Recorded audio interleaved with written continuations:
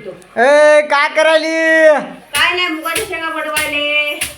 बरं बरं बरं, याच्यापासूनच मुगाची डाळ बनती का? हा, याला तोडून आणावं लागते शेतातून, वाळू घालावं लागतंय, बडवावं लागतंय. बडवल्यानंतर मग असे मुग निघतात. हे बघा, हे मुग हे बघा, हे टाकलेत मी याच्यामध्ये मुग. हे बघा, हे असे मग याची बनवतात डाळ, धुवून टाकून वाळू घालून. कित्येक लोकांना माहीतच नाही सिटीमध्ये राहणाऱ्याला मुगाची डाळ कशी बनवतात ते.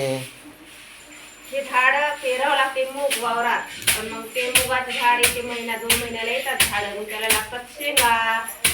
ते शेंगा तोडायच्या काळ्या झाल्यानं.